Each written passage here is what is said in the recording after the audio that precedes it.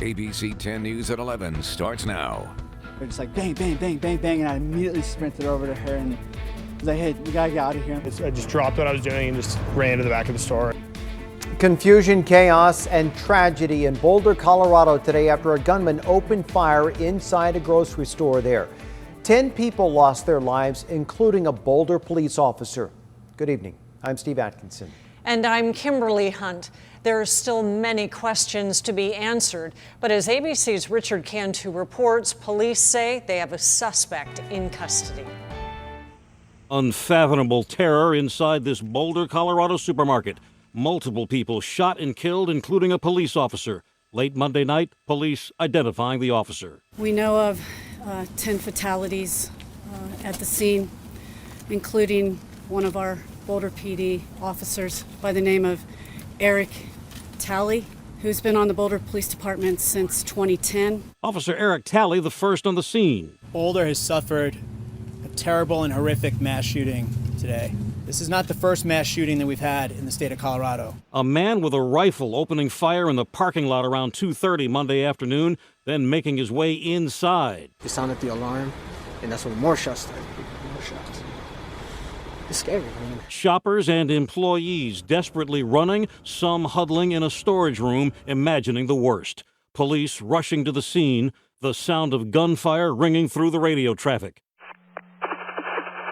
As officers try to communicate with the shooter barricaded inside. The entire building is surrounded. You need to surrender. Thousands watching this live stream by ZFG video as it all unfolded. There's a shooter, active shooter. Finally, an hour after the first calls came in, police escorting this man, shirtless and bleeding, from the King's Super grocery store. He appears to be in handcuffs as he's led to a stretcher. There is no ongoing public threat. That we do have a person of interest in custody. I promise the victims and the people of the state of Colorado that we will secure justice. A painstaking investigation is already underway, both at the crime scene and in interviews. Richard Cantu, ABC News, New York. The Boulder police officer killed in the line of duty during the shooting was identified as 51-year-old Eric Talley. Talley was an 11-year veteran of the Boulder Police Department. The chief said Officer Talley was the first to respond to the scene and took heroic actions to try to save shoppers. Law enforcement in the area created a procession as Talley's body was transferred from the scene of the deadly shooting.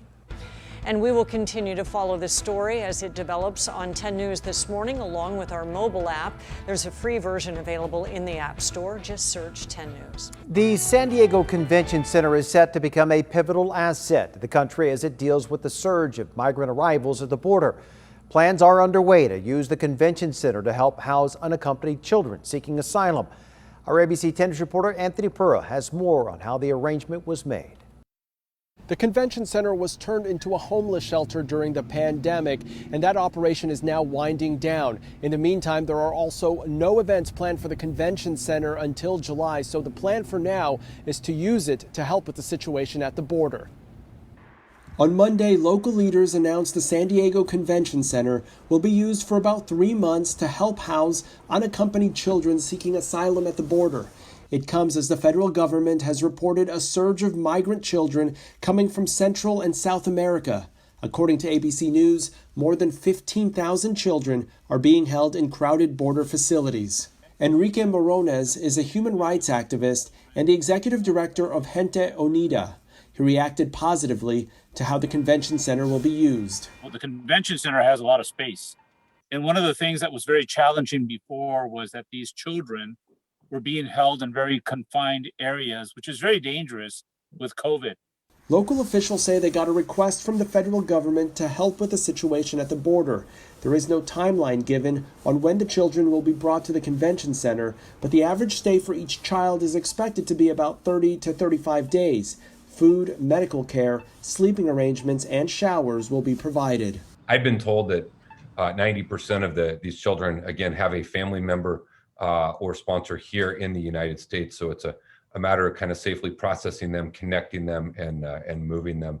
But again, there's a lot of detail still left to be worked out. Congressman Darrell Issa released a statement that said in part, the opening of the convention center isn't a long-term plan or even a short-term solution. It's proof positive that although only 2 months old, the Biden administration has caused a historic crisis on our border. Anthony Pura, ABC 10 News. Another new vaccination site is opening in San Diego, and this one is at Viejas Arena on the SDSU campus.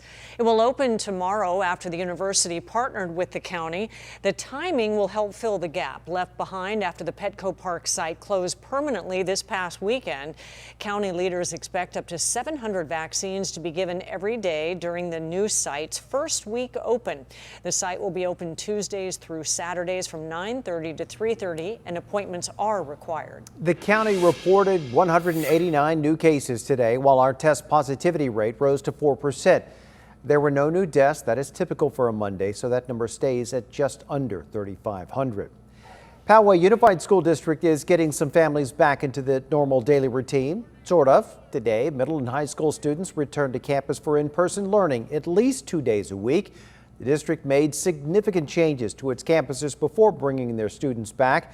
They will have their temperature checked each morning and sit behind those plexiglass dividers.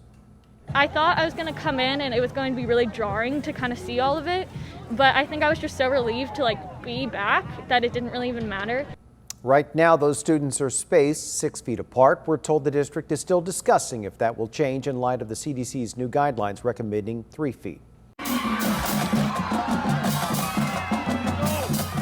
New updates by the State Department of Health today saying that youth band, choir, and drama can resume with modifications. ABC 10 News reporter Rena Nakano spoke to members of the Patrick Henry High School marching band who say they can't wait to get back out on the field.